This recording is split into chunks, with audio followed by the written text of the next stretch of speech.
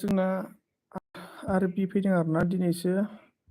हाय हाय आरबि मा खबर, मा खालामदों खोन्थाहरदो दे। आरबि मा खबर, मा खालामदों?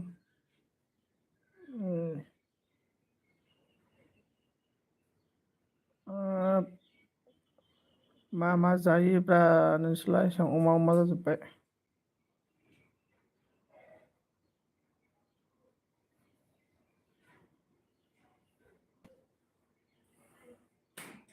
लाइक खालामना होदो आरबि।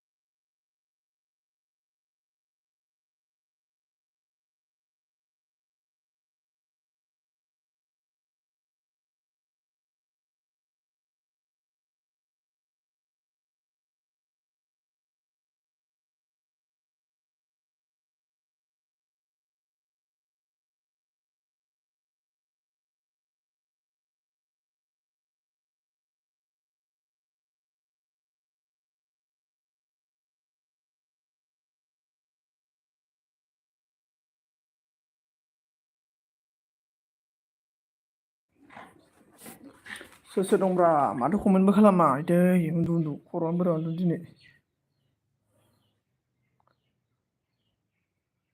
आरबि थांबाय नामा आरबियालाय?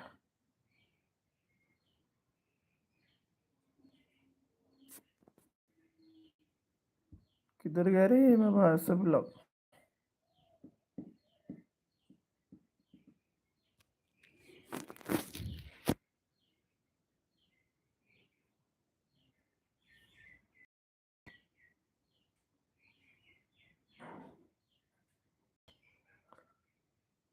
सर हाय हाय हाय, नया है क्या?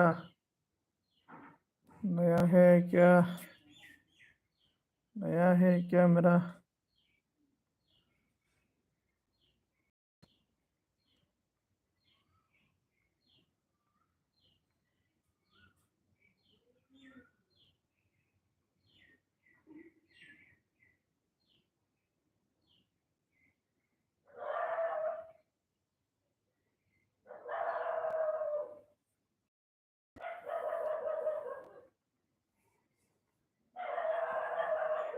Hello hello.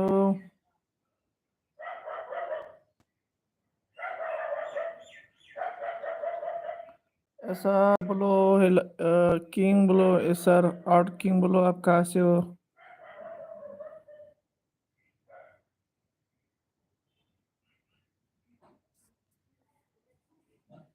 लाइक कर दो, लाइक कर दो, कम्युनिटी लाइक कर दो, मुझे लाइक कर दो, कमेंट करो।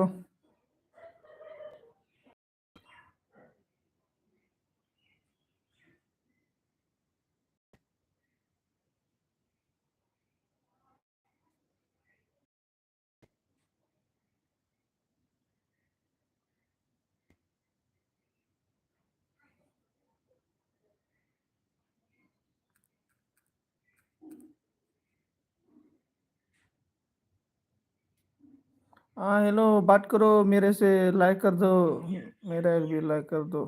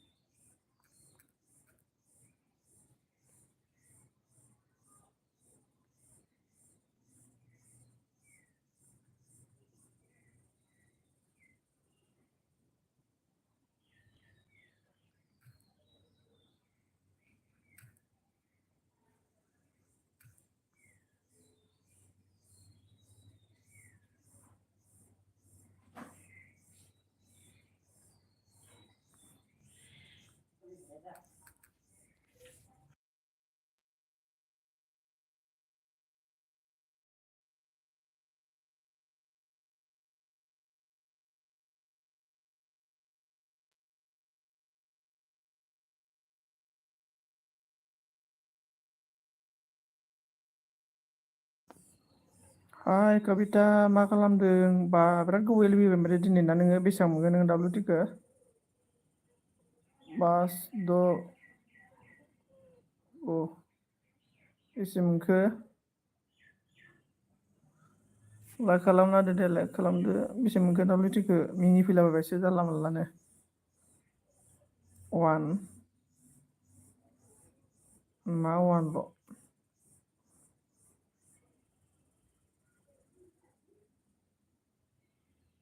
मा गाबखो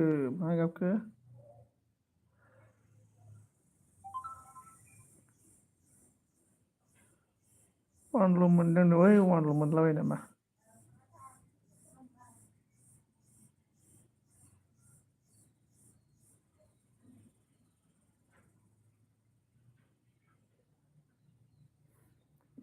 लेभेल जाबायलै दाना कबिताया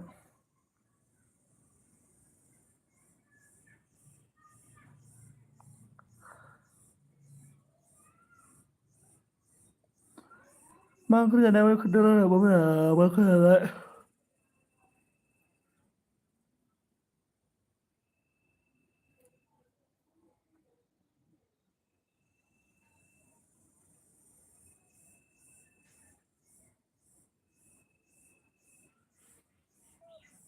लेभेल जायाखैनो मा ओंख्रि जानाय होनदों मा ओंख्रि जानाय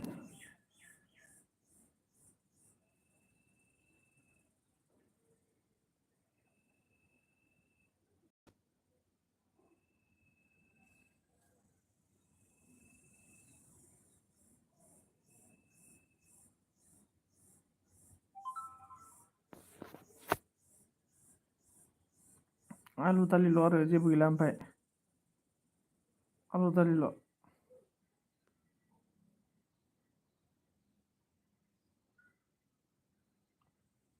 आलु दालिल' आरो जेबो गैला लाइक दान जोंना मौसुमि फैबाय थेंक इउ स' माच लाइक दान होनायनि थाखाय मौसुमि नायनो र' माबायदि मौसुमिया माथो हाबा जानायसोब्रा हाबा जायै सिख्लाफोरा फैला नामाब्रा आंनिलाय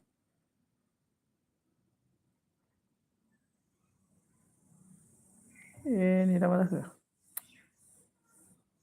थेंक इउ स' माच लाइक होनायनि थाखाय थेंक इउ स' माच ओमफ्राय कबिता नों बहानि मोनलाय ओमफ्राय जोंना मौसुमियाबो बहानि मोनलाय खोन्थाहरदो दे मौसुमि मा ओंख्रि जानायमोन ओमफ्राय दे कमेन्ट खालामदो गावसा एफा लेजिथार कमेन्ट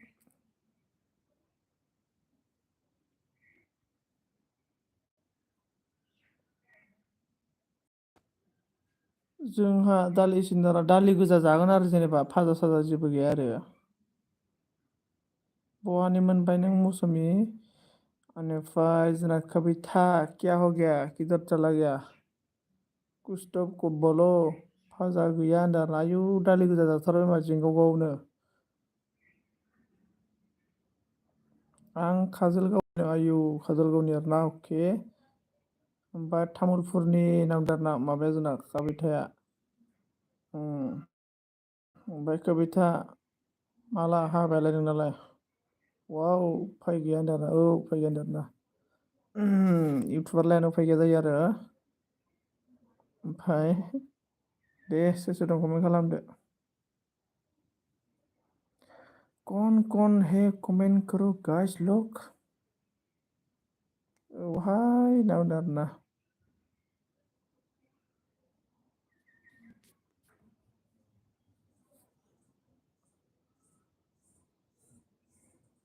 कमेन्ट खालामदो दे कमेन्ट खालामदो बासा बिराद लेदा थाब थाब कमेन्ट खालामथारा आयु ओमफ्राय बुंदो दे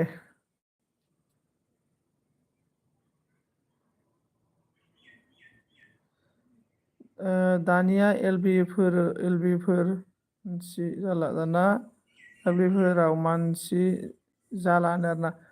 मानसिफोरा एलबि जालाथ' आरो एलबि जानो माने नों जायनि एलबियाव थाङो बिसो बि नों जेनेबा जायनि एलबियाव थाङो बिसो नोंनि एलबियाव थांगोन बिदि जाबाय दाना मानसिफ्रा सोलायजोब्बाय आङो मोनि आं मोननि कमेन्ट खालामना फैयो दाना आङो मोननै कमेन्ट खालामना फैयो होनदों आरोना आंनाव कमेन्ट खालामना फैयो आंनाव मोनि कमेन्ट खालामा फैया खालामफैया होनदों आरोना dan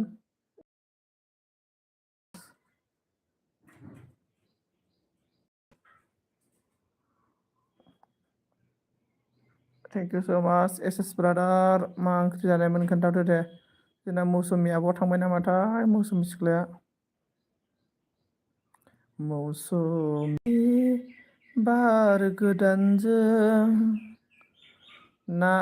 बिदैसोनो ना बिदैसो ओमफ्राय जेबो गैला नामा बर' ना बिदैल' नामा ओमफ्राय आङो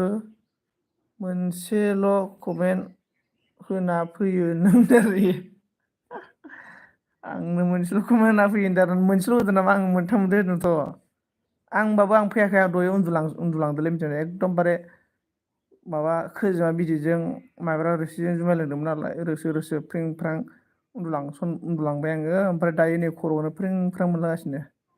बोरैबा मोनलागासिनो दायो खर'खौ आं बायदों आरोना दे कबिथा बाय दे मेगन गोसा दे सापर्ट खालामनाङा थांखालाबो आं नोंनाव माबाजों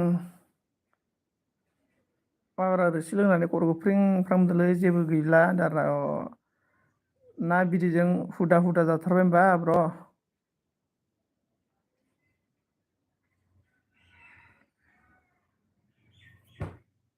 कबिथाया मिनिबायलै फै होनना होनदों ना मा फै मा फै होनना मिनिखो जेनेबा मा ओंख्रि आं खामाखै मावनो होनदों आं खामानि मावनि आं खामानि मावनि होनना बुंदों आरोना बिराद सालु बे कबिथाया जेनेबा आं दहाय गावनि एलबियाव दसे थायासै नालाय खामानि मावनोसै होननानै खाथायफ्लाबाय आरोना सालुआ बिराद सालु माथो नोङो हमनो हायाय बायदि मोनदों नोङो देनजारसो आङो हमनो हाजोबो हेलौ थिं लाइक होनदों I think like done okay इथिं नामा इथिं थेंक इउ लाइक होनायनि थाखाय आंनि एलबि फैदो होनना बुंदों आरोना बिराद सालु माथो नोङो कबिथाया मिनिबाय आरोना मिथिखायो आङो कबिथा सनजित मुग एरि आइला आरोना सनजित मुग एरि आइला बोलद्राय रुनिमा मतलब मेरा भी एलबी 4 बजे में था ना इसलिए आपको छोड़ के आना पड़ गया इसके बाद बाय बाय उन्दों थेंक इउ सो मच दे कविता कवि आलू कवि thank you so much like डान हम लोग का रुनिमा थेंक यू इसके बाद लाइक डान नावदों लाइकआनो बाराया माथो इनिफ्राय गाबलाबायबाय नै लाबलाबाय कविता बर'आ आरोना ओमफ्राय हाय रुनिमा प्लीज जॉइनिंग मी बोल रहा है ऑन देखो रुनिमा को बुला रहा है कविता बाय बाय बोल रहा है ओके कविता कविता हाय बोल रहा कविता थोड़ा मेंटल है रे कविता मेंटल किधर गया देखो मैं सब रुनिमा को ब्लू दे दिया है और इसके बाद हम लोग का बिदांग बसुमतारी दीदी को भी ब्लू दे दिया है आप लोग एक दूसरे के साथ फ्रेंड होता है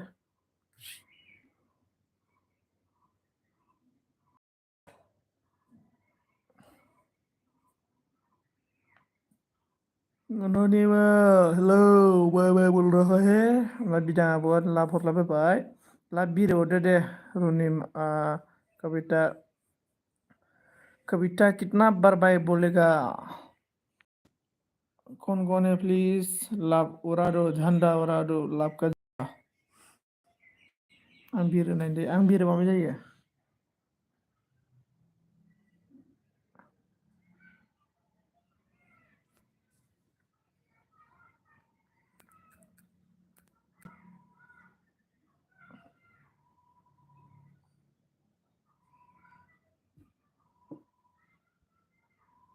सोर सोर दंथाय साथाम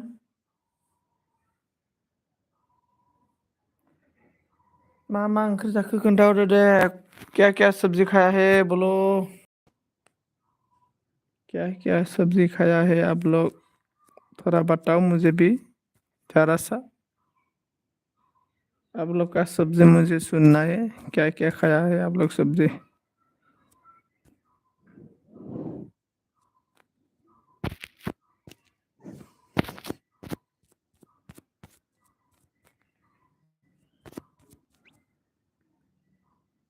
उसके बाद नीरा मिस मीरा मिस बोल रहा है okay Meera miss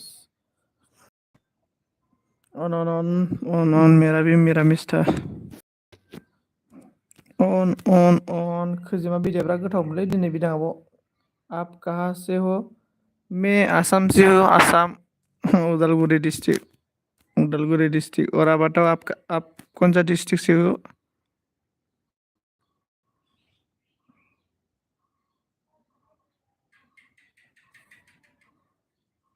बिदांग please support देखो बिदांग और अरुणिमा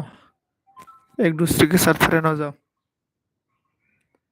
मनीषा एलबी हैबायलै आंनाव दसे खब्राम जाखो नामा फुलफैबाय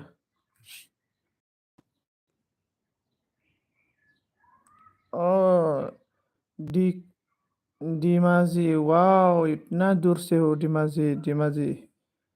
लिबियन लाइक दा होननानै मिनिफैबायलै निजना लिबियना थेंक इउ मसुलका मेरा एलबी में मसुलका रुनिमा ऑन लिबियन ब्रादार ऑन थानायनि थाखाय खर'आ थिग जायाखैलै आंना खैजिमा बिदैजों माइब्रा रोसिजों लोंनानै आइदि हर सान्दारा आइदि गैयालै आंनाव ब्रादार मबाइलानो गंसेल'सो आंना मबाइल गंसेल'लै आइदि गैया आंनाव आं जानला मानला लोगोफोरनियावसो खुलिलाबायदोंमोन लोगोफोराबो दा गैयाना अन थेंक इउ एस फट' अन ब्लू ले लो बोल रहा है रुनिमा ओके ले लिया ब्लू ओके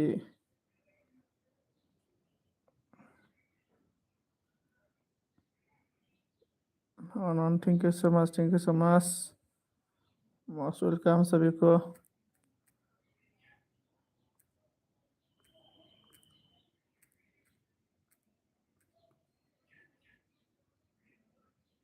थाथ' ब्रो मबाइल चार्ज गैयानो okay yes bro okay thank you so much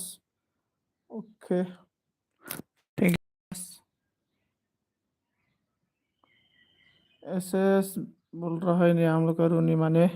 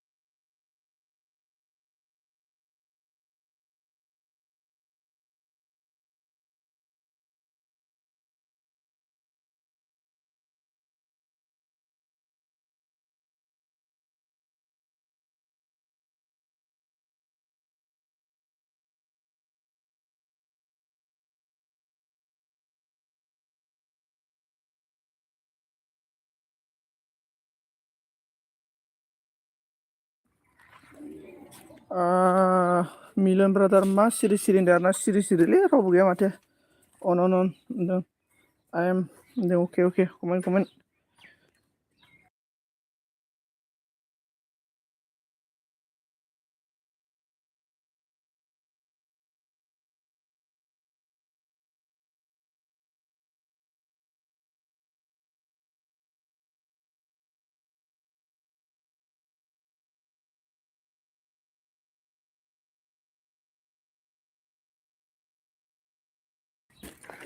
comment करो कौन ने रुनिमा फुल व्हाट्सएप दान प्लिज बेगनो रुनि बिदाङाबो रुनिमा दयनो बाय बायना थांलाय लांबाय आयदै स्किपार आसाम लाइक दानजना मिलमब्रा थेंक इउ सो माच आसाम पुलिसनि हेलौ बोलरा नोंनि खोजेमाखौ आंबो जागौमोन दारना जागौमोन होनबा मोनजायो सोरबा थ' नों जाबाय श्रीलंकानि आं जाबाय इण्डियानि इण्डियाव फै इण्डियाव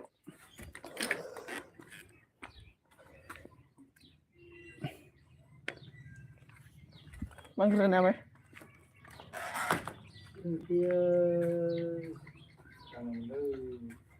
माथो गय माबा गय सोंहैनो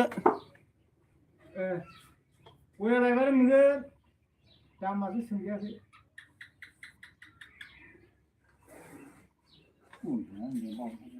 आंबा नै खर'आवनो प्रेंप्रां मोनदों उन्दुनानै hello hello Assam girls hello hello माइब्रा रोसिया आंनोबो हर नांदों आरोना माइब्रा रोसि लोङोबा नोंबो जइन मी नै जोंना आसाम गर्ल्स खिसा जइन जाव आसाम गर्ल्स आसामनि सुवालि मा खबर ब्र नों खबरा ब्र थिगानोलै बिदिनो दङ हेलो आसामिस वाली बोलो आसाम गर्ल्स कौन सा सब्जी खाता आसाम गर्ल्स कौन सा सब्जी ब्लू ब्रो ना ओके ब्लू ना ब्रो ब्लू बाय दे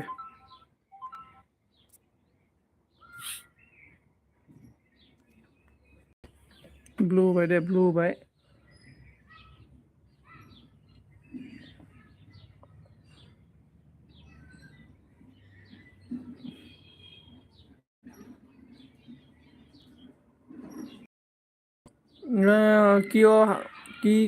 क्यों कांडी से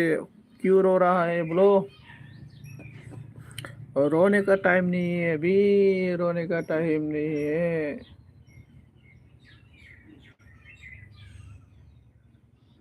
रोने का टाइम नहीं है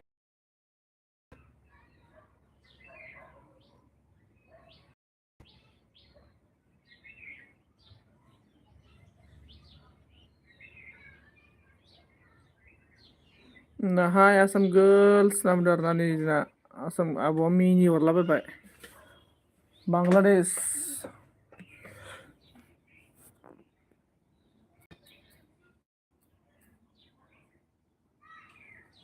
हाय बिदां सिस्टर जॉइनिंग मी रिटर्न कर दूंगी बोल रहा है देखो बिदां सिस्टर फ्रेंड हो जाओ ब्लू दे दिया मैं ऑन थैंक यू ऑन रहने के लिए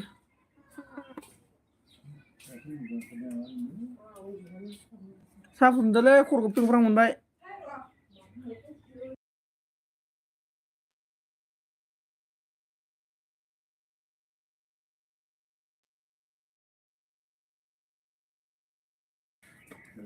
हाय किधर है क्रेजी स्टाइल कौन सा क्रेजी स्टाइल लगे रही हाय हाय हाय क्रेजी स्टाइल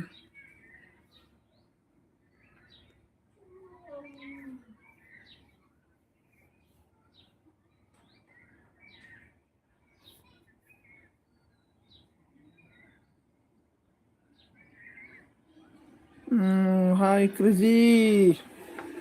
बहुत ही क्रेजी स्टाइल चले बिलाय क्रेजी स्टाइल बोलो क्या कर रहा है मोस्ट वेलकम मेरा एल्बम में आप सभी को मोस्ट वेलकम स्वागत है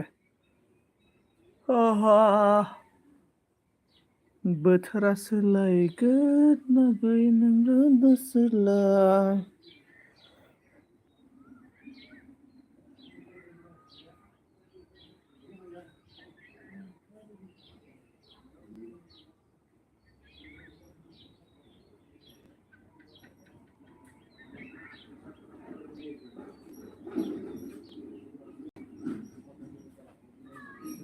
हेलो क्रेजी हेलो ने आसाम गर्ल्स ने भी हेलो बोल दिया याते तो दुकान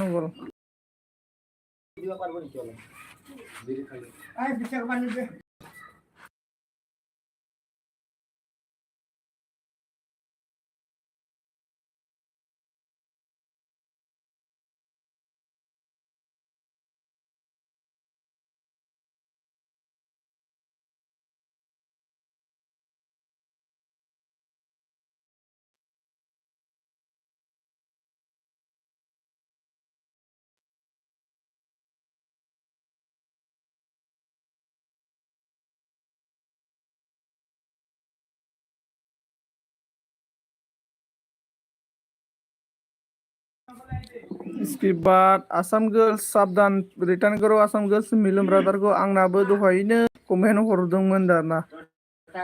इसके बाद मिलन ब्रो फर्स्ट है कमेंट यो बोल दिया देखो आसाम गर्ल्स ने और न्यू शॉर्ट पे बोल रहा है यो बोल रहा है आसाम गर्ल्स तो बहुत खूबसूरत है रे बा गोराथार माथो बोराया दिनै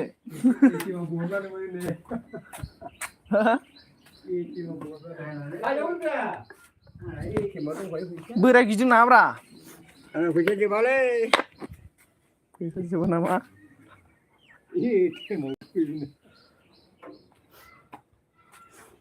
बोराया माथो गाइखेर फाननायखौ लाखुमाबाय थायोनो बोराया 5 लाख 10 लाख बेंकआव आं दोनदों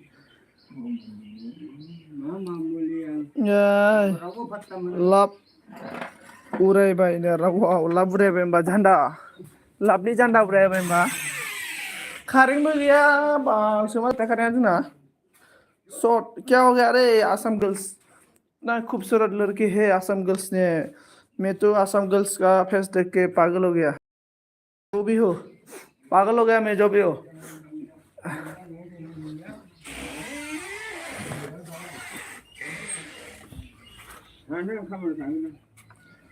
बा बारे बोराया गोथां गोथां देखायथारदों माथो comment guys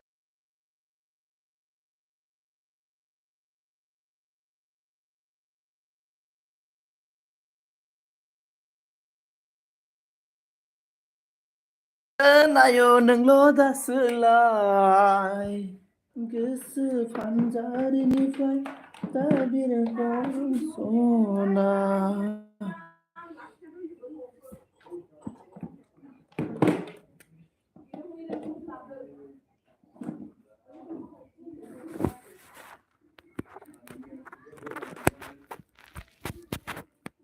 Assam girls, thank you so much.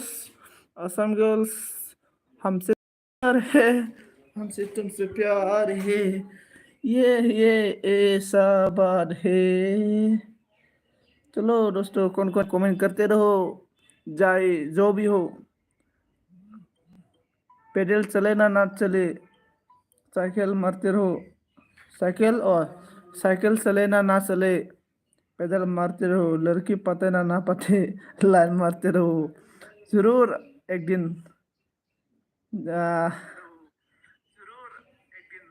सभी अपना मंजिल में पहुंचेगा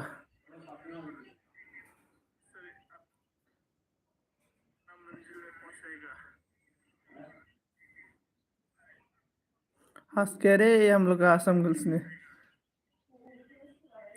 आंनि गोसोनि गोदै राव नांगौ नामा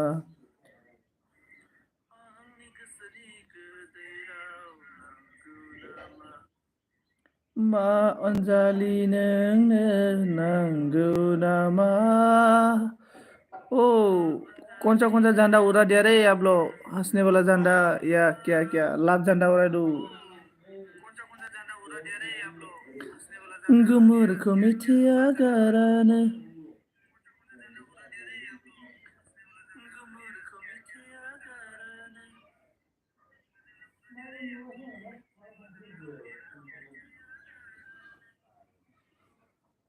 थांजोब्बाय नामा मानसिफोरालाय माथो बोरैबा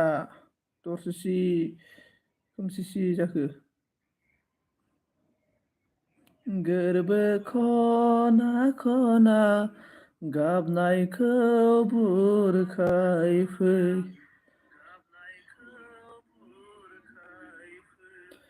नै आफा क्या हो गया आपको? क्यों हंस रहा है?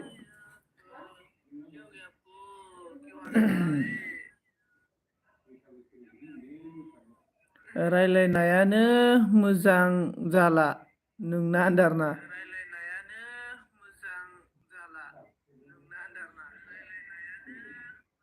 रायलायनाया रायलायनाया मोजां जाला नोंना आन्दारना। कौन सा बुआनो बा आप लोग बात ही नहीं करता इसलिए मैं भी आजकल उल्टा पलटा हो गया रे मेरा। मेरा इतना देखो मैं इतना सोच के मतलब दिमाग ही मेरा घूम गया। देखो आप लोग को मैं आप लोग का आप लोग मेरा बात सुनेगा ना। आप लोग का तो दिमाग तो पूरा पागल हो जाए आप लोग। मेरा बात सुनेगा तो यूट्यूब के बारे में। चलो जिसको सुनना है कमेंट करो मैं आप लोग को सुना देगा यूट्यूब। सिमांनि गेजेर गेजेर सेर सेर साया माया म-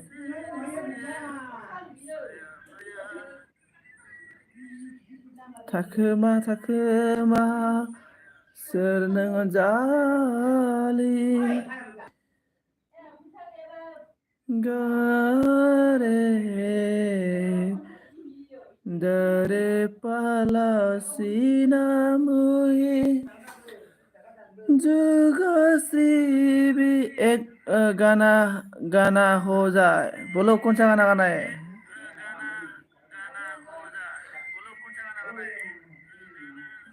कौन सा गाना गाना है बोलो। सब कुछ गाना हो जाता है। नीरे गा रे सा पामा गा रे सा।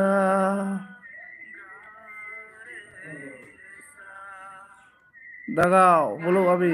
1 2 3 गो। बाना बाना दुंदाला जाओ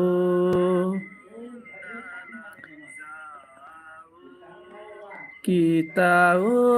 supogai Krishna Murari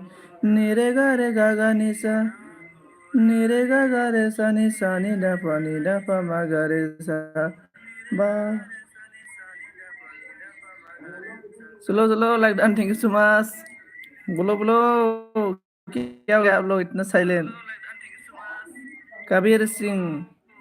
मुझे कबीर सिंह का गाना नहीं आता है। मुझे क्लासिकल गाना आता है मुझे। कभी कभी मेरा दिल को बोलो बोलो कौन सा गाना? कैसे हो? मैं तो पूरा मेंटल हो गया रे यस।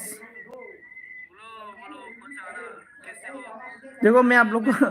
लोग को मैं एक बात बोलेगा नहीं बोलेगा। आप लोग पूछेगा ना तो बोलेगा। तो दोस्त लोग क्या हो गया आप लोग?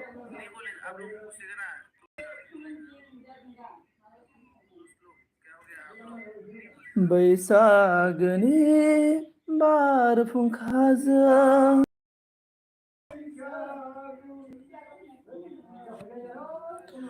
बागुरुम बागुरुम बरायना बैसागो बोथोर।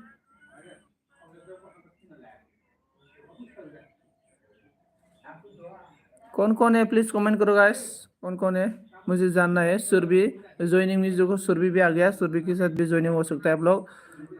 गुलाबी साड़ी गुलाबी साड़ी मतलब गुलाबी कौन सा गुलाबी साड़ी?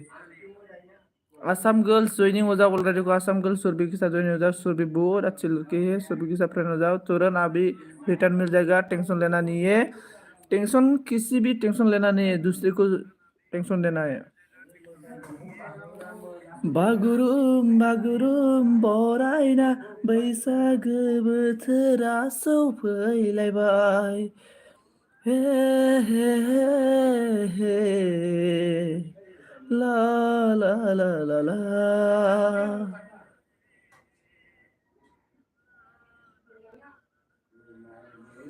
ला ला ला ला ला ला ला सोना हेलौ ब्र' आदा मा ओंख्रि जाखो ओंख्रिया जोंना माबासोमोनलै हम लोग का सब्जी ना लाफा था लाफा सब्जी इसके बाद क्या बोलगा इसको एलांसी आलू भाजी था।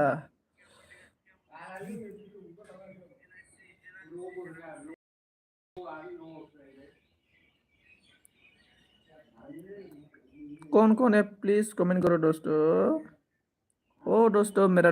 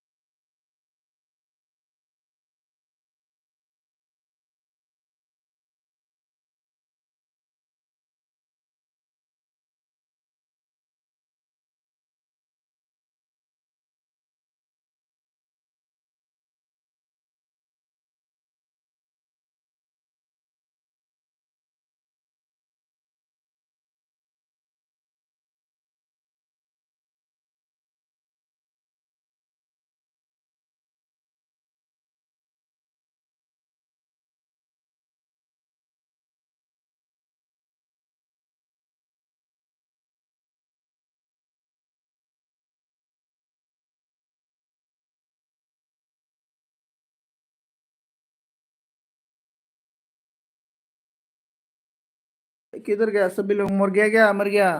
आदा आं गोदान भिडिअ हगारदों लिंक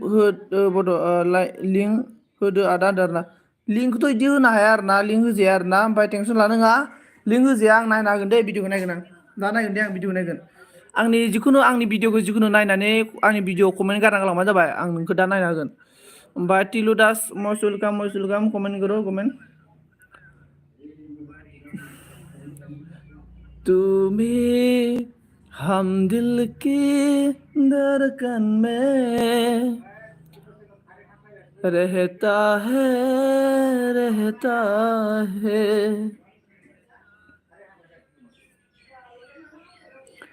बाहों में बाहों नाव ब्र मस्ट वेलकाम दे नाव ब्र मस्ट वेलकाम ओमफ्राय नाव ब्र मा खालामबाय दङ ओमफ्राय डिउटि गैगोना गैया खोन्थाहरदो दे हम दिल की धड़कन में रहता है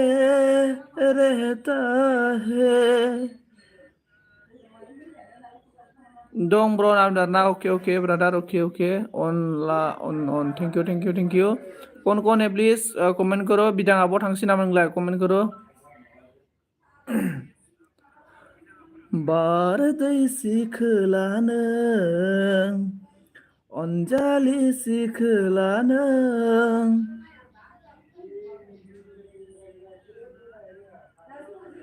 समनि फाखनाव जिउनि मोदोमा मुलुगा गोजावलांबाय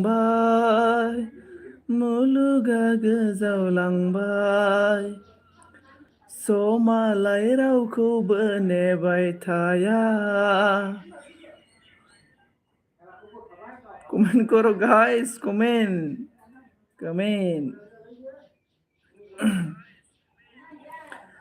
नोंनोथ' बुंदोंमोन गोबां मिजिं सिमाङाव नों दंलै नोंनि सल' खननायफोरखौ खोनासंदों दा आरोना सिमाङाव नों आंजों मानो फैया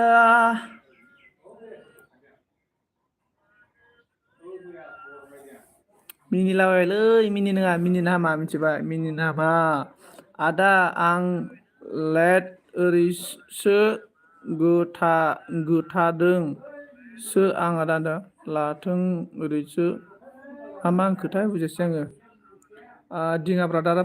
मेन चेनेलजों फैबाय आरोना अन थेंक इउ ब्रादार अन thank you thank you thank you नोंनोथ' बुंदोंमोन गोबां मिजिं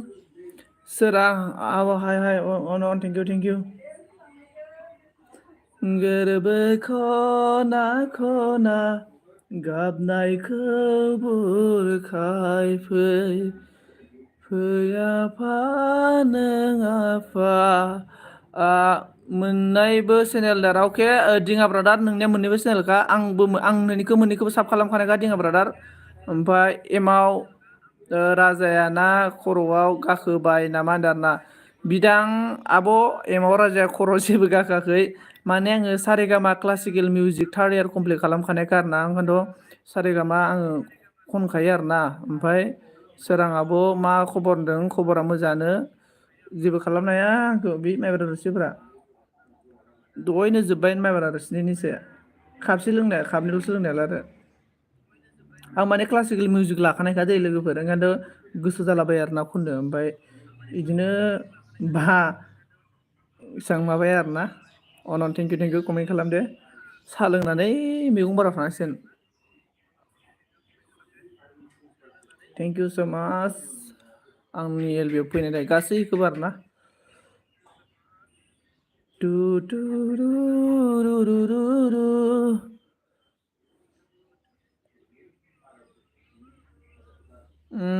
जोंना सोराङाबो दङ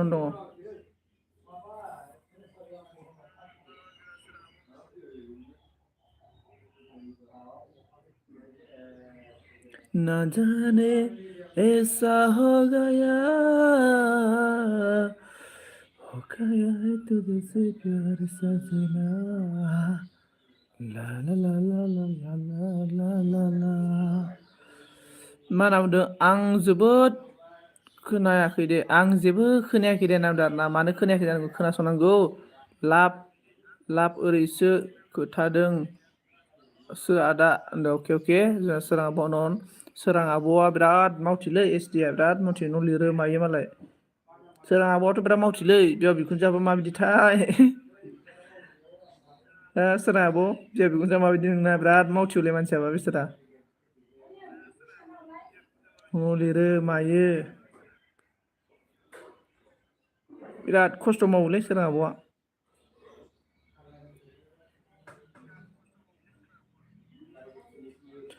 তুমি मरम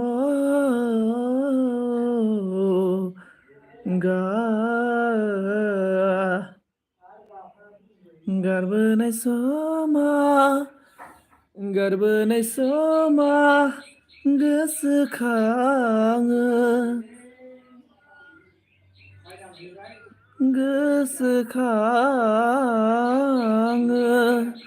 नोंखौनो सना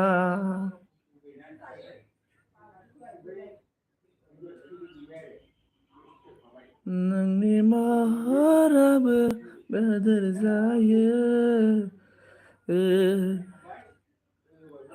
ला ला ला ला ला ला ला ला ला ला ला ला ला ला ला नै आफा नों आफा गोरबो खना खना ओंखारथ' अके कमेन्ट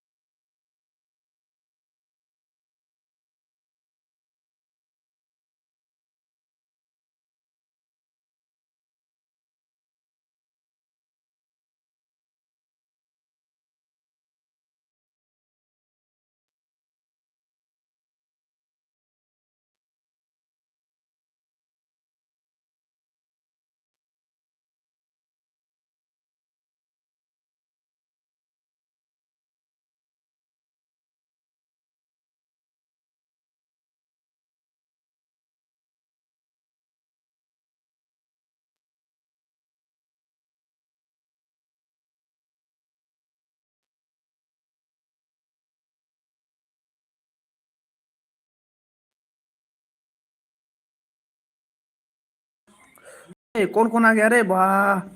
कहाँ से मोरा बोल रहे हेलो हेलो दोस्तों बोलो अभी मोरा लोग आ गया रे Where are you doing Mora Sunjit I am दारू पी रहा था सांगिया लाइदान मा सिरि सिरिनो ओइ माबा आङो एसे खर'खौ थिं थां मोननायखाय सालोंगोन ओमफ्राय अन'नै हिनजाव बायदि सिरि होनदो थोद आं हिनजाव बायदि सिरि नङा सा लोंदोंमोन आं संगी नाब्ले उरली ओमफ्राय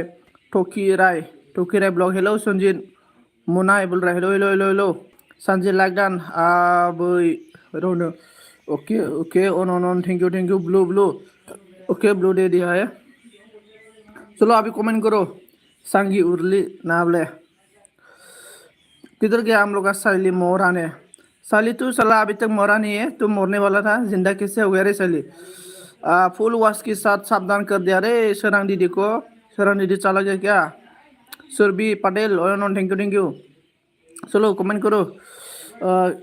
क्या दारू पिया तो मोहरा संजीव बोल रहा है साला मोहरा साली मरने वाला था तो कैसे जिंदा हो गया रे तो इसके बाद आंनाबो ब्लू आब्रो ना वाओ ब्लू तेरे को ब्लू चाहिए ब्लू दे दिया मेथाइ गोनांमोन कमेन्ट मायो खैजिमाया खैजिमा बिस थाखा जायाबो नाबोलै आंनो गोथावसो जायाब्ला नाब्रा रुसिया मा रुसिजों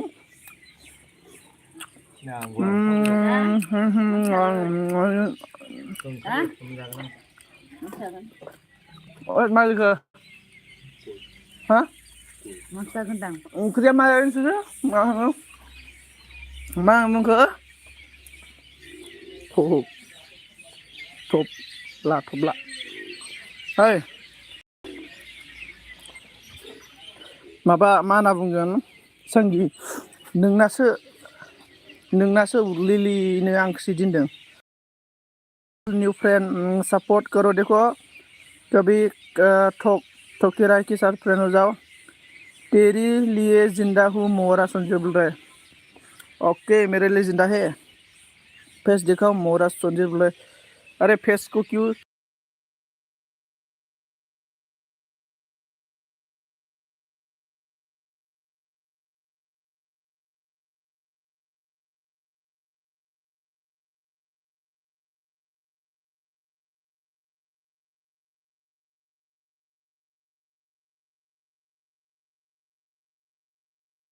देखो आसाम पुलिस भी है ज्वाइनिंग हो जाओ बाय बाय मोरा संजय बोले अरे देखो मेरा फेस कैसा है अभी देखो मैं बुढ़ा हो गया ना अब्रां गोजोना माबाया कमेन्ट हरनो मोननाय नंला होनना मा जालायखो सांगी संगी किधर गया संगी बुरली संगी बुरली हाँ बोल रहा है हाँ तो हंस रहा है रे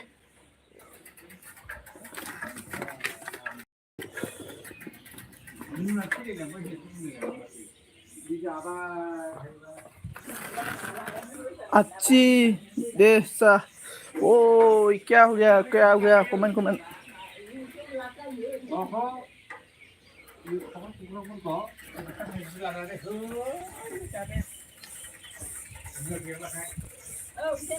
मैगं थाना फैनो र' मैगं नायना फैनो आं इसके बाद मा होनना बुंखो जोंना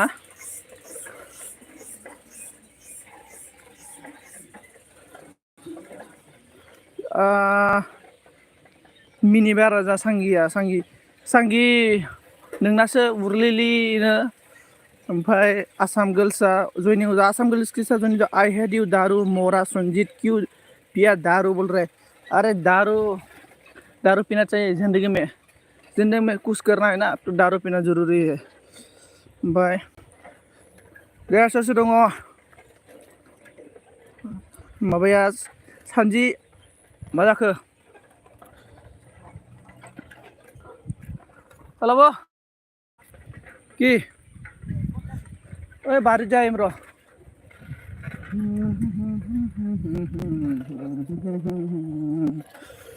ओमफ्राय साइली सन्जित का नेम थब्ला जाद्रायालै नोंना र' नोंखौ स्किबार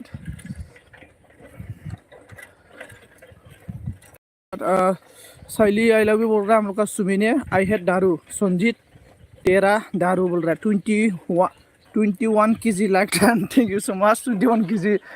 ये साला सांगी माबोरै उरलेलि जाखो नोंना एन्डालिया तरीका मर जाएगा और अच्छा संजीत तेरा नाम थोबला है मोरा बोले साइली मेरा नाम नहीं है एंडाली साइली उर्ली साइली तेरा एंडाली क्यों उर्ली हो गया रे मुझे ये भाई असम गर्ल की सारों को दोस्तों जाओ ना कौन नया है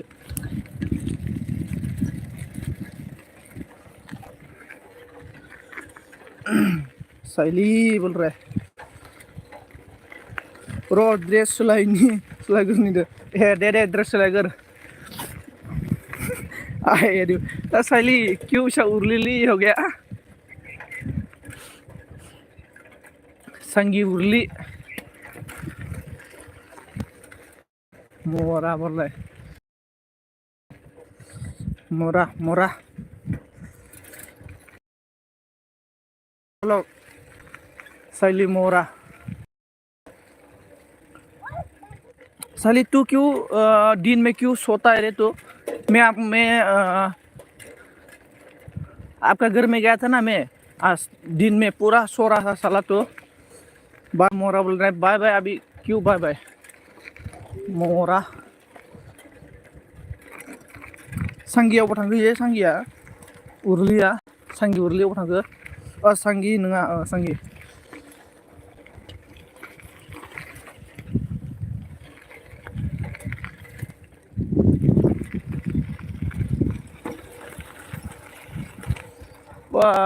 बारे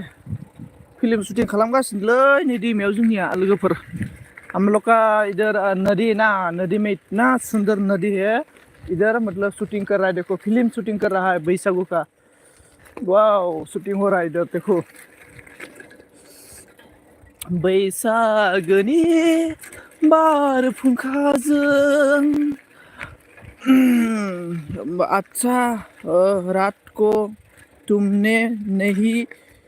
सोने दिया इसलिए मैं सो गया साला तेरे को मैं कब सोने नहीं दिया तेरा तू नहीं सोता है साला हस्बैंड के साथ सोता है साला और मुझे बोल रहा है साला मेरा पास ना अभी इतना अच्छा शूटिंग कर रहा है वो बड़े इतना अच्छा लड़के रे जो और क्या बोला संगी नोंना नेमा संगी ना आरो दंबावो होनना बुंदों हास्रा सांगिना सांगिया आं बुंनांगौबा सांगि नोङो दलद सिरि थागोन मिथिबाय बि अफिसियेलनि एलबियाव फैनांगौ मोनायाव माबायदि नोङो डायलग होनांगो सांगिखा आगै होनना बुंदों आरोना गैला नोंसोरो सानजियानो जा सांगियानो जा साइलियानो जा सब उर्ली जाजोब्बाय नोंसोरो एन्डालिया उर्ली जाजोब्बाय सब लोग उर्ली हो गया रे तुम लोग उर्ली है सब उर्ली संगी संजी भी उर्ली हो गया रे आप लोग ये आंलाय संगीता नेम सानदों नामदारना संगीता एथ' मोजां संगीता नेमखौलाय बोरै मोनना आं बुसि बिलाय उर्लिलि संगियालाय रात को तू मुझे तंग करता है इसलिए मैं दिन में सोता हूँ मोरा संजय बोले साला मैं क्यों करेगा आपको तंग सारा आपका टकला हस्बैंड है टकला हस्बैंड आपका टकला हस्बैंड ऐसा करता है उसका साथ और मुझे बोल रहा है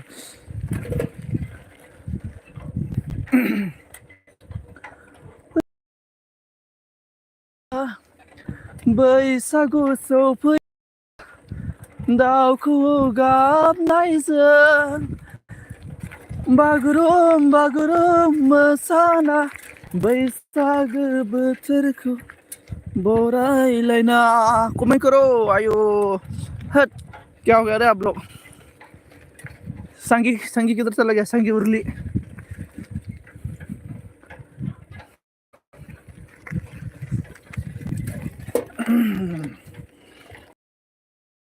धीरे धीरे से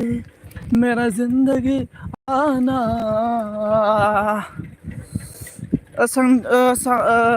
साली क्या हो गया और संजीत मजाक संगीता क्या हो गया बाय बाय मोरा संजीत आई हेट यू मोरा बोले सला शैली मोरा सला तो अभी सो के उठ के और अभी बाय बाय बोल रहा है दिन में सला इतना सोता है तो रात में क्या सोएगा तो दिन में इतना सोता है तो रात में क्या सोएगा तू साला मरेगा नहीं तो मर जाएगा जरूर मरेगा तो सोते सोते मर जाएगा साला मोरा शैली on thank you so much Sanji मा ओंख्रि जानायमोन दे बुंदो जोंना सानजि सना जिमुआ माथो ट्रेनाव दंनो आन्द्रा फैगासिनो दंबालाय बा मासे बरिया दै फैदोंलै नै इतना खूबसूरत प्लेस वाओ इतना अच्छा इतना ठंडा पानी है कैनल में डोंग में वाओ वाओ एडोरेबल प्लेस बहुत अच्छा अरे जो भी हो किधर गया हम लोग का संगी उर्ली ने संगी शर्म लाके चला गया होगा आलू टमेटो और कॉफी ना आलू टमेटो कॉफी गोथाव गोथाव बहुत गोथाव माबा मा होनो सानजि आं माने सानजि आरोना बे नोंनि एलबि जांनाय समाव 2टा 3टासोआव आं सोलाबलाय आं माने खामानि मावोना आङो मिस्ट्रि खामानि मावो ओंखायनो सोलाब नागिरा आरोना मिथिबाय मिस्ट्रि खामानि मावोना बे समाव आरो खामानि मावो नालाय ओमफ्राय सोलाब नागिरा आङो ओंखायनो नोंनि एलबियाव थानो हानो नागिरा दै गाज्रि मोननाङा दै आं खोन्थाखायो रात को मैं तेरी इंतजार कर हूँ तुम साला साइली मोरा तू मेरे लिए कभी इंतजार नहीं करेगा रे थांगिनि नेमखौ संगीता नेम सानदों आं दारना ओमफ्राय दे जेबो नङा लाइकल' होफैबानो जाबाय जायो दारना अके आं होखायो ओमफ्राय साला सोरबासो आन खालामो ना इउटुबासो आन खालामहरोब्रा है आंना दिनै माबा जाबायमोन मा नांगोन 1.7K जाबायमोन ओमफ्राय खेला एकदमबारे खमायखाबाय खेला 10 माबा खमायखाबाय मोनबा 6था खमायदों खेला दिनै खमायबायानो थायो माथो सानफ्रामबो आयु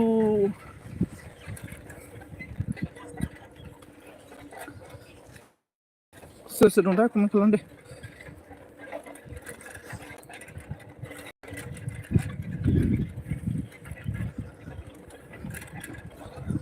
बागुरुम बागुरुम बरायना बैसागोखौ खायोलै आंनाबो ओंलै खमायखायो आरो ने मा बुंनो क्या तू करता है मेरे इंतजार मोरा बोल रहा है क्या तू अरे मैं क्या तू करता है मेरा इंतजार मोरा संजय बोल रहा है अरे मैं किसी को इंतजार नहीं कर रही अरे मेरा तो अकेला जिंदगी ना अरे मेरा कुछ नहीं है आराम से खाना खाने मिलना चाहिए और दारू मिलना चाहिए और इतना ही मेरा जिंदगी किसी को कि जो भी हो किधर क्या होता है मुझे मालूम नहीं पूरा बारिश आओ या भूमिकंप आओ या क्या आने दो कुछ भी नहीं है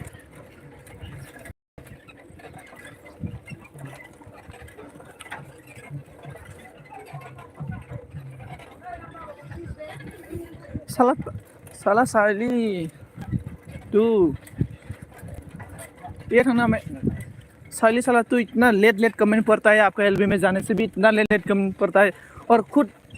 अपना भाषा में बात करते रहते हैं नो नाना नीनी नाना नो लुलू लाला लिली बोल के अपना भाषा में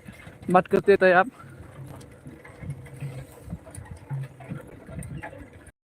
ओके बाय बाय बोल रहे साला साली मोरा ओ डांस कर रहा है देखो हम लोग का व्यू का डांस प्रैक्टिस कर रहा है senangga bothोरा सफैलायबायसो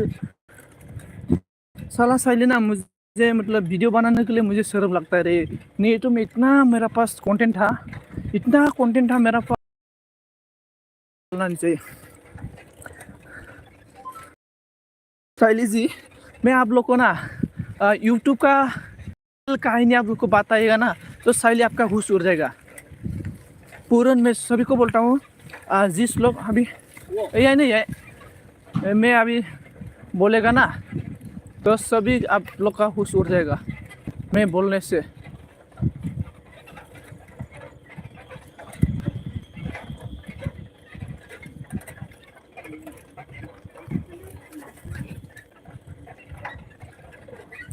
यही ना फिर बिदांग अब बिदांग दीदी भी आ गया अभी भी देखो बिदांग दीदी बोलो क्या कर रहा था इतना दिन देर हो गया था और बताओ माबाले बिदांग अब मैगं गायदोंमोनलां सबाय बिमा मैथा गायदोंमोन आं मैगं सारला आंनि मैथा गायनायखौ सोरबा खावना लांबाय मैथा बिजौ खेबस'नानै रागा जादों आङो नायनो फैदों आं दिनै बारियाव र' सोरबा हाबदों नामा आंनि बारियाव हंस रहा है रे बिदांग दीदी क्या हो गया क्यों हंस रहा है कारण क्या है रीजन क्या है हंस रहा है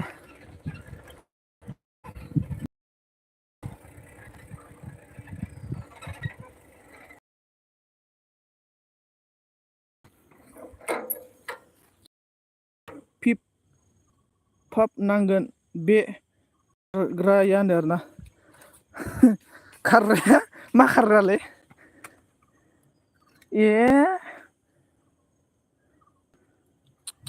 पूरा मानसि हाबदों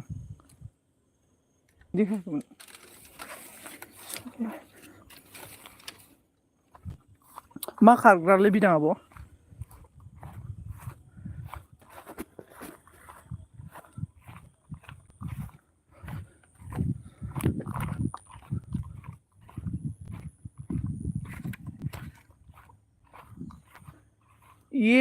पूरा खाजोबसिनबाय माथो गेला मैथा बांगालखौ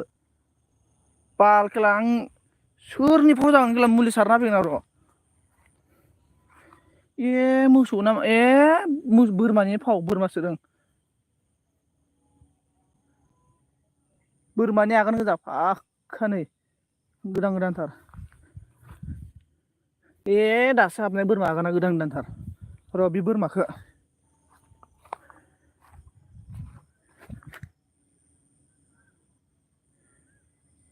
आंना सबाय खावग्राया फाप नांगोन अके खावग्रा ना माथाय हमनो नाला आं माबा बोरमा आगानसो नुबाय आं दायो ओमफ्राय मैया माबालै सबाय बिमायानो माबा बिलाइयानो माबा खेंख्रा खुंख्रासो जाबाय माबा बायदि सारेगामा मोसानाय बायदि खेंख्रा खुंख्रि जाजोब्बाय बाला बाबायलां एथ' मोजांमोन जि जोंनियाव माबायाव मा होनो जोंनियाव माने दैमा दं आरोना मोनसे दैमायाव जि शुटिं खालामगासिनो मालाय बैसागो मेथाइ माबा मेथाइ शुटिं खालामगासिनो मद' जादोंमोन सबाय बिमा दंफाङा जागोन ना जालाथाय आंबो लाजिनायसो मोनबाय आरोना मैगंखौनो थांफिनसैलै खामानि गैला बरा शुटिं सोलिगासिनो मालाय सिख्लाफोर जमानो आंनाव बुहुद कन्टेन्ट दंलै मुलि सार गथ' जाबावलै मुलि सार जाबावो मुलि सारनायालाय आं मैया नङा दाख्लै सारदोंमोन आं मुलिखौलाय सारनायालाय मुलि सारबाबोथ' बोरै साला एम्फौनि मुलि सारना होफैगोन र'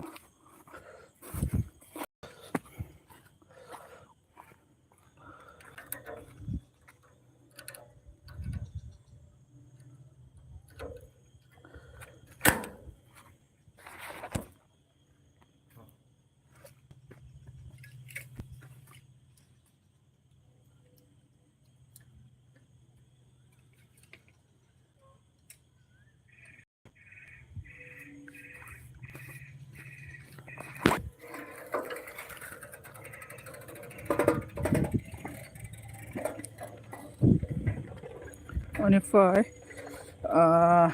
जोंना सोर फैखो हेल' ना होनना बुंदों आरो हेल' ना बे नानि सांगिया खारबायदां सालाया ओमफ्राय आं फैथ'बाय फंबाय दुगैनो आं दे अके आब' थेंक इउ स' माच अके थेंक इउ स' माच आब' थेंक इउ स' माच हाय बिबोनां प्रानजित होनना बुंदों आरो ना हेल' होनना बुंदों हेल' दे लोगोफोर सोर दं कमेन्ट खालामदो स्रायनो बोथिसे स्राय कमेन्ट खालामदो दे 8 जन सोर दङ बैसागो सफैब्ला बैसागो बोथोराव नों आंखौ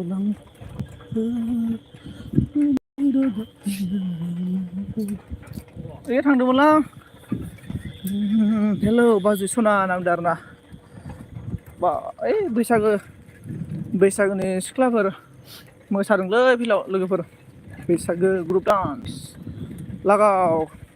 8 जन खोन्थाबाय थादोंलै 8 जन 6 जन सोर 8 जन गाहाम दंब्रा बारे 6 जन गाहाम 8 जन गाहाम दङ कमेन्टबो हरा सासेबो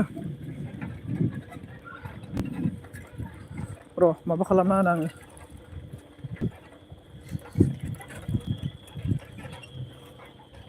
खोनायाखै माथोखौ होनदों आरो ना माथोखौ खोनायाखै नामा ब्र माथोखौ खोनायाखै माथो खोनानांगौमोनथ' मानो माथो खोनालायै जाखो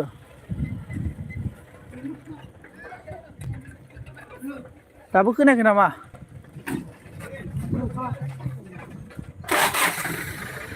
माथो खोनायाखै नामा भइस फैयाखै होनदों आरो ना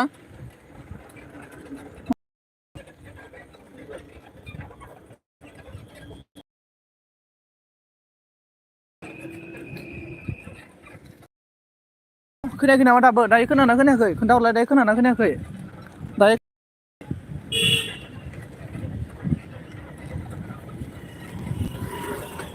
दायो खोनाना खोनायाखै खोनायाखै होनदों आरो ना दायो खोनाना खोनायाखै खोन्थाहरलाय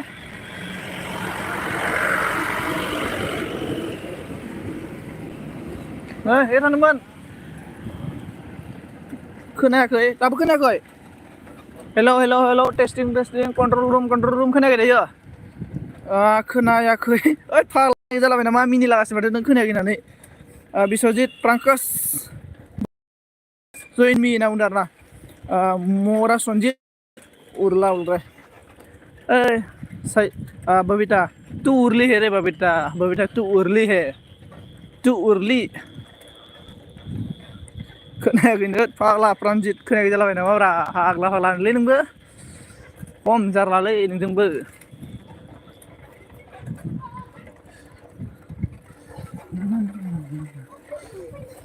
बे थांगोन एसेबो खोनायासैलै नामदारना तू उरला है मोरा साइलेबल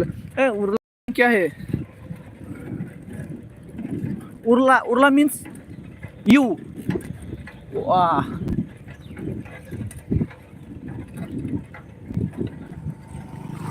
एप्रिल फुल खायगोला ओइ फाग्ला माबा प्रानजित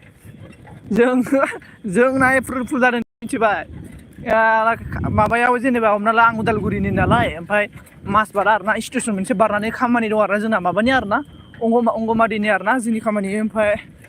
थांबाय जोङो गेला टिकेट दानखाबाय जोङो ट्रेननि ओमफ्राय ओइ मानसि थैदों होनना बुंबाय आरोना ओमफ्राय खामानियानो जायासै गैला नोङो नाथाय मानसिनिया ओमफ्राय लस टिकेट दाननाया लस जाबाय आरोना जोंना ओमफ्राय दिनै जाथारा नस्थ'आवनो ओमफ्राय दायो टिकेट दानखाबायमोन नालाय थांनाय जायासै गैला मानसि खाया खामानिबो मावासै रागा जानानै खोजेमा बिदै हाननानै माइब्रा रोसिजों लोंनानै फोरिंफ्रां जालाबायबाय ओमफ्राय खम जारलालै बिदिनोथ' बबिता प्लिज जयनिं मी बोल रहा देखो विश्वजीत के साथ ओए बबिता एंठा बुरली बबिता का एंठा बुरली हो गया उरली संजीत तू हर बार साइली करता है मोरा संजीत साइली को लाभ करता है संजीत बोला अरे साइली को कौन साइली तो उर्ली हो गया रे साइली का एंठा उर्ली हो गया इसको कौन शादी करेगा रे कौन प्यार करेगा साला बबिता तू भी उर्ली हो गया उर्ली Korea adalah blue deh tuh. Oh ini Pranjit Korea ना खोजा बिदैजों माइब्रा रोसिजों लागायला जोब्बाय दिनै बैसागोनि ओइ दैमायाव बैसागु सुटिं खालामनो माथोफोरा सिख्लाफोरा समाय समायनानो टूरला हे मोरा संजय बोले साइली साइली बोल रहा है बबीता बबीता तू उर्ली है रे तू शादी हो गया ना इसलिए तू शादी हो गया ना इसलिए तू उर्ली हो गया उर्ली मैं शादी नहीं हुआ मैं कैसा उर्ला होगा मेरा तो अभी ठीक है ना मैं उर्ली नहीं हूँ मेरा तो ठीक है अभी भी तेरा तो उर्ली हो गया शादी होके ओहो जिंदगी क्या होगा रे प्लीज ज्वाइनिंग में देखो विश्वजीत के साथ ज्वाइनिंग हो जा विश्वजीत बबीता उर्ली देखो विश्वजीत के साथ ज्वाइनिंग हो जाओ हंस रहा हाँ साइली नहीं है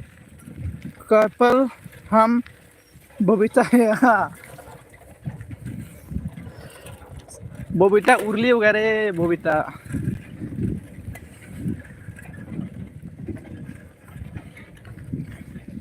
बबीता साला बीएम बबीता तू मुझे साइली नहीं पाते है मोरा संजय उर्ला तू साला साइली बबीता तू उर्ली हो गया शादी के और मुझे साइली नहीं पाते है बबीता तू साला पहले बीएम के साथ गुलू गुलू था बोल रहा है और इसके बाद साला दूसरी से शादी हो गया अभी गुलू गुलू हो गया साला मोरा रोडे ada इंदा ओके ओके ada जेबो नङा तो लाइक कर दो सभी लोग दोस्तों उर्ला उर्ली दोस्तों अमाय फैबाय दे हे मोरा संजय बोल रहा है साला साइली ने मुझे बबीता पहले बीएम के साथ गुलू गुलू था और इसके बाद दूसरे के साथ गुलू गुलू हो गया गुलू गुलू बैसागो सफैब्ला रजनी नोंखौ लोगो हमनानै गोसो गोरबोआ नोंखौ हास्थायो 1 2 3 मोखां रारा देलाय मांग्रिग्रि एसे नै मरखंग्रा जालायफोरखौ बरायलाय गोरा ओहो ला ला ला ला ला ला ला ला ला ला ला ला ला ला la la la la la la la la la la la la la la la la la la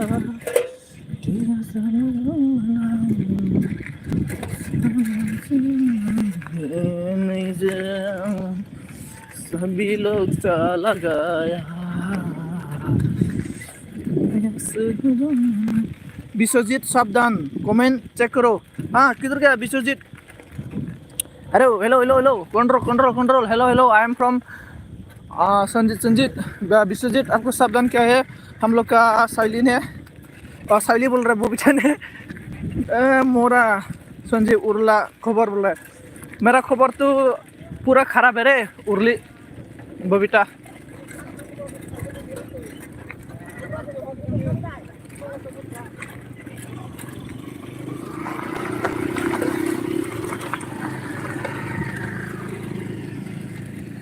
साइली को लेबल लाभ करता है मोरा संजय अरे साइली को क्यों लाभ करेगा मैं साइली तो उर्ली वो है ना उर्ली को मुझे नहीं चाहिए उर्ली वाला मुझे नहीं चाहिए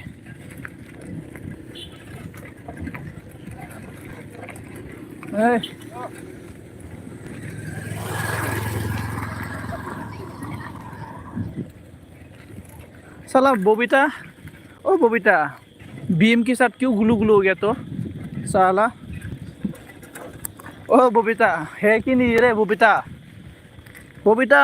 किधर गया साला तू साला बीएम के साथ क्यों गुलू गुलू होके उर्ली हो गया तो हम लोग का 0+0 हाँ अल्ट्रा एक अंडा प्लस एक अंडा इक्वल टू 2 अंडा होता है इसके बाद like Don thank you so much like देने के लिए इसलिए तो मेरे को साली बबीता यो यो तू साला बीएम के साथ क्यों गुलू गुलू होके और दूसरा तू क्यों बीएम के क्यों पागल कर दिया तू मोरा साला साली बबीता मोरा तू साला बबीता गुलू गुलू होके उर्ली हो गया मोरा फैमिली। हाँ अल्ट्रा मोरा फैमिली रे, मोरा फैमिली सब लोग मोरा है। बीएम के साथ में ग्लू नहीं है, तुम है शैली के साथ लाभ, मोरा संजय बोल रहा है। अरे कब मैं हुआ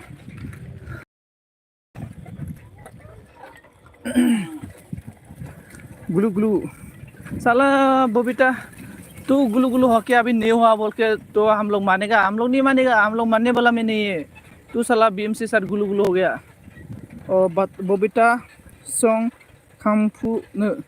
बबीता संग खामफ्रुनो मतलब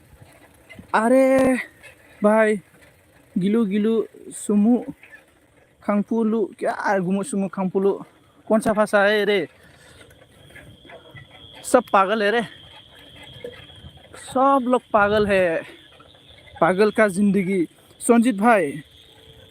लिउ सुमु खांगफु क्या शैली करता है तुम, मोरा संजय बोल रहा है। अरे बबीता तू साला पागल क्यों, तू बीएम करते रहता है हर दिन हर जिंदगी। तू मार खाएगा जरूर, हस्बैंड से मार खाएगा तू साला, मार खाएगा। तू साला गुलू गुलू है ना बबीता, इसलिए तू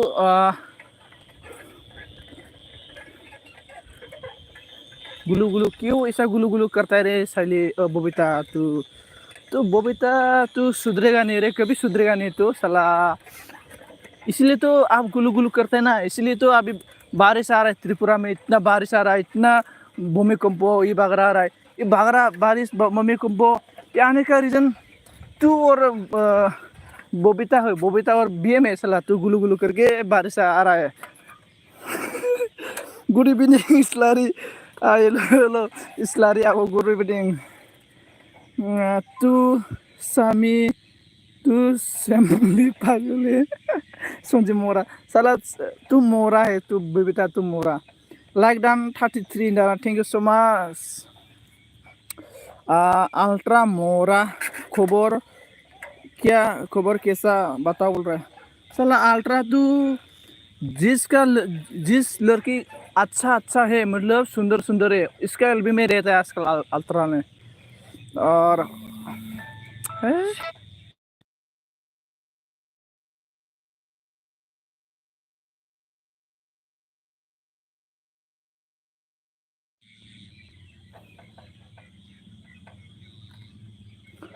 जुमन अब ओन बबीता सुंग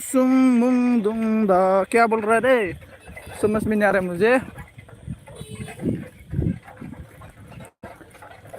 संजीत में कल सरहा सो असम में क्या बोल रहा है, असम जाएगा। हेलो अल्ट्रा गुड इवनिंग बोल रहा है, गुड इवनिंग और गुड इवनिंग हम लोग शैली भी आ गए शैली आं on Day Sanjeet okay on जानांगौ। वाव नम्बरखौ मिथिगौ मा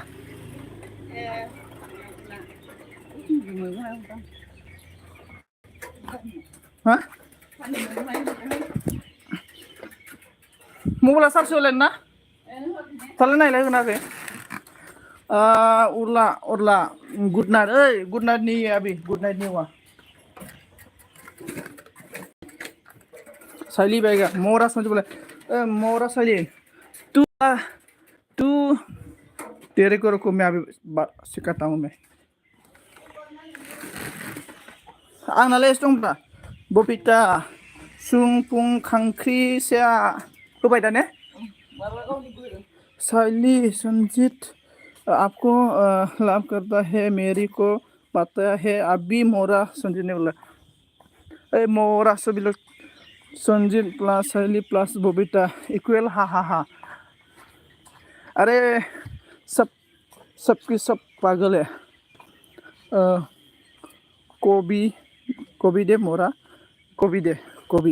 कोई बो दे साला शैली तू मोरा साला शैली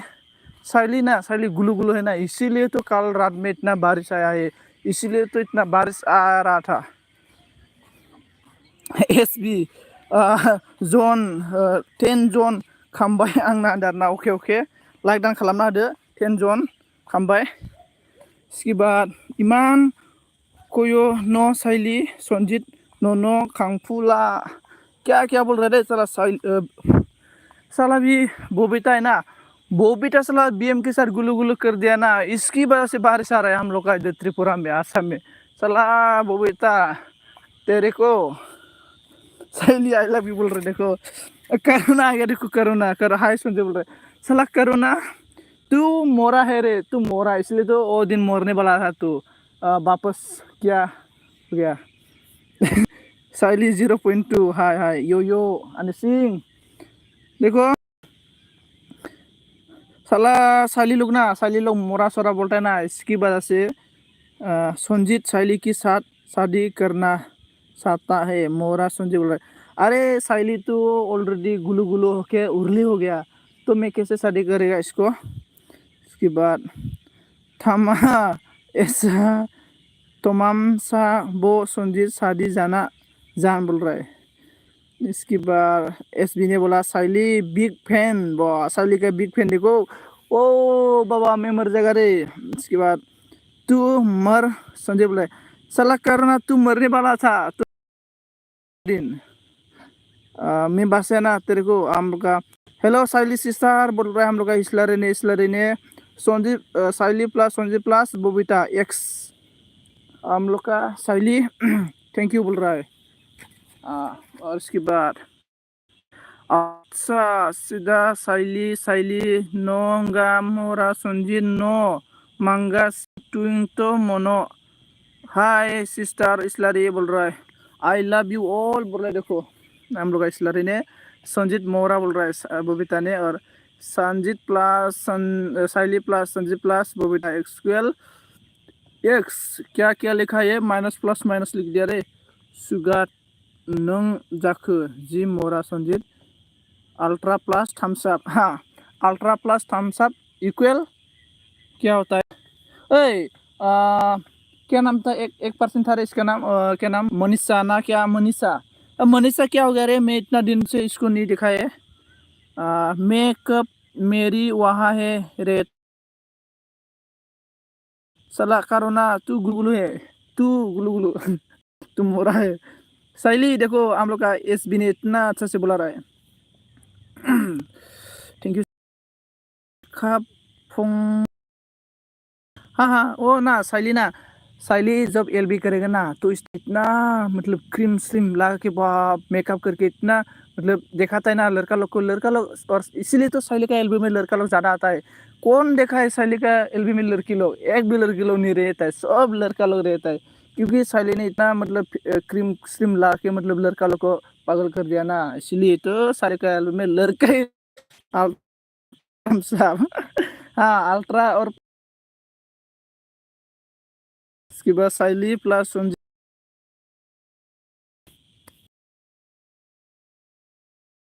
है ना इसका एलबी में ज़्यादा और इसके बाद साइली ने क्या बोला दारू क्यों पिया मोरा और बबीता अल्ट्रा हंस रहा है अभी कब लगाया मैं मेकअप मोरा संजीत कब लगाया मतलब देखो आप लगाता है ना और हम लोग के मैक्सिन आ गया आईडी गोदानजों लोगो खालामबाय दे ब्रो मा खबर ब्रो साइली प्लस बबीता फेवरेट लाभ ना साइली और बबीता साइली बिना मेकअप से सुंदर है मोरा संजय अरे कौन बोला सुंदर साइली बिना मेकअप से ना चुड़ैल लगता है चुड़ैल भूत राक्षस लगता है साइली को साइली इसलिए मेकअप करता है और हाँ मेरी जान मोरा संजय बोल रहा है तू सुधारेगा नहीं रे तू सुधारेगा नहीं बबीता तू सुधारेगा नहीं और इसके बाद अल्ट्रा ने बोला बबीता प्लस BM 2.0 लाभ हाँ साला बबीता है ना बबीता करोना किधर गया रे करोना है ना लाइक डान ब्रोंडों जनाके Maxine thank you so much brother Maxine मेरा एलबी में आके मुझे लाइक करने के लिए थैंक यू सो मच टमी कले पे इसके बाद Babita plus BM bye minus bye मोरा संजीत कौन सा भाषा में bye minus bye bye minus bye two इन होता है,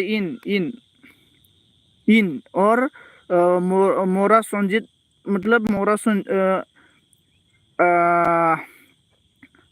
क्या होगा, बाय माइनस बाय का मतलब हो गया इन, संजीत आई लव बोलता है, ऐसा होता है। अल्ट्रा यो अल्ट्रा ने अल्ट्रा मोरा खबर या बेंगा क्या बोल रहा है, हम लोग इसलारी पूरा हंस गया। इसोर एसे गोदै गोदै होनना लाखियाबा जायालै, एसे गोदै गोदै जों बुरखायनांसिगोन नाबा माइरं गैला। बेनिफ्राय बबिता सुखा मुस्खा लंना क्या बोल गया, हाँ अल्ट्रा बोल रहा है। साली किधर गया। करुणा ने क्या बोला, मोरा संजीत मुझे कोई नहीं सपोर्ट करता है बोल रहा है। साला करुणा तुझे को कौन सपोर्ट नहीं करता रे, मैं तो सपोर्ट करता है ना। आपका एल में मैं जाता है, कम से कम आपका एल में मैं जाके थोड़ा तो रह के साफ करके आता हूँ। मैं देखता हूँ पहले किसी का एल में मैं जाता है ना, फिर मैं देखता हूँ कौन कौन है, इसके बाद मैं सपोर्ट करता हूँ सभी को। ऐसा नहीं है। बबिता सांखुमा खांखुसा और मैक्सिम ब्रदर बोला न्यू फ्रेंड काम। देखो मैक्सिम ब्रदर के साथ फ्रेंड हो जाओ, न्यू फ्रेंड लोग। देखो ना, करुणा को ज़्यादा ऐसा मतलब ज़्यादा मोरा सोरा मत बोलो। करुणा का एलबी में नहीं तो करुणा क्या होता है इसको, क्या बोलता है इसको हिंदी में, करुणा का एलबी में ना सभी लोग दोस्तों जाके मतलब हल्ला सल्ला मत करो, हल्ला सल्ला मत बोलो करुणा को, नहीं तो हस्बैंड से मार खाएगा रे सभी लोग। और I am rider short rider मोना फाला को बोबोटा। किधर गया हम लोग का मोरा बबीता, मोरा साली ने। जल्दी कमेंट करो, जल्दी कमेंट करो रे। किधर गया साइली मोरा ने। ओ साइली मोरा, तेरा एलबी कब है बताओ, कितना टाइम में। 8 बजे में एलबी करो साइली, 8 बजे में एलबी करके रखते रहो, मतलब कोई मतलब बात नहीं करने से हो जाएगा। नहीं तो 10 बजे में एलबी करेगा ना तो नहीं होगा। क्या बोला, इसलिए तो एलबी पूरा नहीं कर पाता हम हस्बैंड के लिए। हाँ, इसलिए तो मैं बोला सभी दोस्तों, मतलब इतना हंसी मजाक भी करना अच्छा नहीं है। मतलब देखो करुणा को मतलब किसी का मतलब ऐसा मतलब ऐसा होता है ना, मेरा वेब से ऐसा बात करता है तो हस्बैंड थोड़ा मतलब दिल में कुछ होता है ना। इसलिए तो दोस्तों किसी का जो शादी हो गया ना, जो शादीशुदा है ना, इसका एलबी में जाके मतलब ज़्यादा इंजॉय करना नहीं चाहिए। नहीं तो गुलू हो जाएगा सभी लोग, मार खाएगा नहीं तो। करुणा देखो, करुणा हस्बैंड से मार खाने वाला था दोस्तों। ऑन जना के मैक्सिम ऑन कोई नहीं है ना, तो मैं गुस्सा आ गया रे। सभी लोग मुझे कोई भी बता के नहीं गया, पता के जाना चाहिए।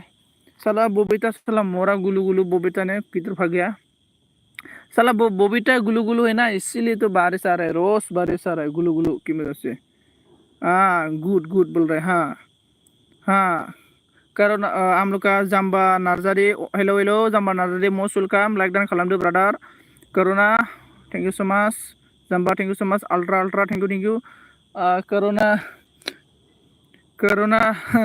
क्या बोलेगा, मैं अभी नहीं बोलेगा रे, बोलने से आप लोग गुस्सा आ जाएगा। देखो बबीता मुझे भाग के चला गया, साइली भी मुझे भाग के चला गया, दोनों साला साइली और बबीता पेरे पक साइली। अरे बबीता करुणा का डांस, करुणा इतना ऐसा डांस करता है कि करुणा की फेस में मतलब हंसी मजाक ही नहीं देखा है मैं डांस में, और साइली का फेस में भी हंसी मजाक ही नहीं है। डांस करता है तो ऐसा डांस करता है, पूरा हंस गया मैं दिन। Never give up, okay never give up. कलिं फैदों दोनथ'नोसै दा, टेंशन लाना। ओके केमेक्सिन थैंक यू सो मच, आंनि एल्बो फैनो थाखाय थैंक यू केमेक्सिन थैंक यू। मोरा संजीत ओके बाय क्या है करुणा। साला बबीता मोरा तो किधर भागता है रे, तेरी वजह से बारिश आ रहा था रोज। आओ मेरा डांस में, मुझे बोल रहे अरे तेरा डांस में मैं नहीं जाएगा रे, तू साला बंदर जैसा डांस करता है ना दोस्तों। फैबाय संजीत मोरा लाइक डांस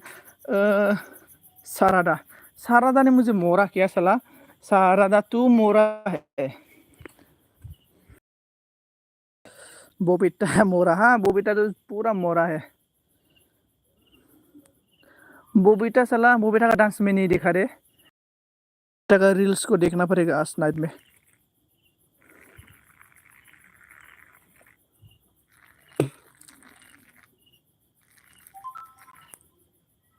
देखो देखो ना, और करो ना, देखो इतना 10:30 में मेरा मेरा मेरा एल बी है 10:30 में नाइट में, क्योंकि करो ना हम लोग का मतलब आज नाइट में मेरा मतलब नाइट में मेरा होगा, तो मैं जा नहीं पाएगा रे, बुरा मत मानना। क्योंकि 9 बजे से दे दो, 9 बजे से देने से मैं जा सकता है आराम से। 9 बजे में कर दो, 9 बजे में मैं जाएगा, लेकिन में होने से मैं जा नहीं पाएगा रे। मैं डायरेक्ट बोल दिया 9 बजे में मैं जा नहीं पाएगा। और इसके बाद बोला वो भी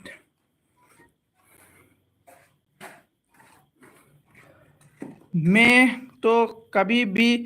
लाइव में डांस नहीं किया है। संजय बोल रहा अरे तू वो बेटा तू मोरा है ना, तू कैसे डांस करेगा, तू डांस कर को, तू मोरा है तो कैसे डांस करेगा।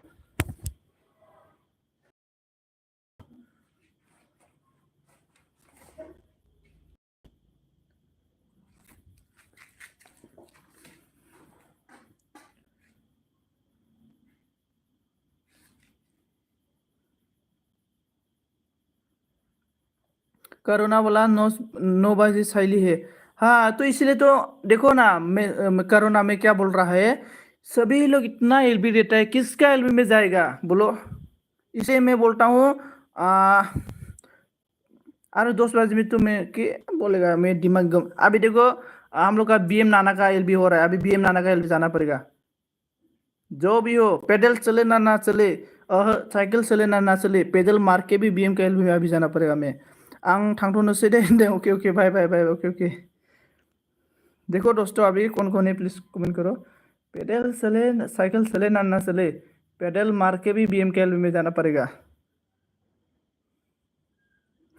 ओके बाय बाय संजय मोरा। सला बबीता तू जिंदगी में कभी सुधारेगा नहीं रे, तो तू गुल गुल।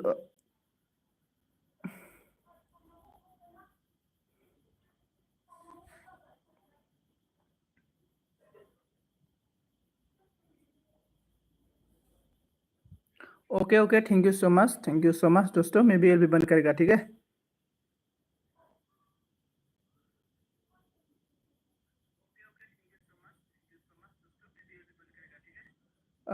कौन आ गया रे, मोरा संजीत है क्या बोला, मोरा संजीत बंद करो एलबी। साला सही मोरा तू किधर किधर मर के अभी आ गया रे वापस। ज्वाइनिंग में जा, सुरभि के साथ ज्वाइनिंग हो जा रहे, सुरभि के साथ कोई ज्वाइनिंग नहीं हो रहा है, इतना बुरा लगा रे मैं आज का एलबी में। सुरभि इतना अच्छा से ज्वाइनिंग ज्वाइनिंग बोल रहा है, 1 भी % बात नहीं माना रे। और साला साइली मोरा तू साला, तेरी वजह से बारिश आ रही रे, तू मोरा है। अभी साइकिल चले ना ना चले, पेडल मार के भी एमबी का जाना पड़ेगा। मैं ऑन था, मोरा बोल रहा ओके। तू ऑन था ना, मोबाइल ऑन था तू, और ऑन नहीं था, इंसान ऑन नहीं था। चलो साइली साइकिल चले ना ना चले, पैदल मार के भी बीएम के में जाना पड़ेगा।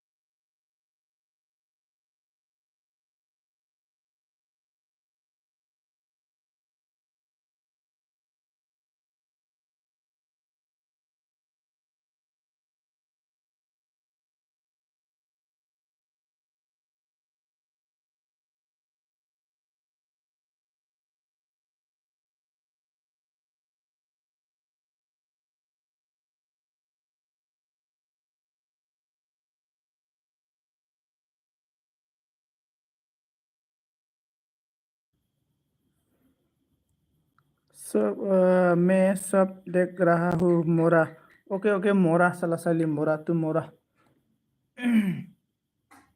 चलो एलबी बंद करता हूँ मैं सभी को। Thank you so much, thank you so much. चलो बीएम का एलबी में जाएगा, नहीं तो बीएम गुस्सा होगा रे मुझे।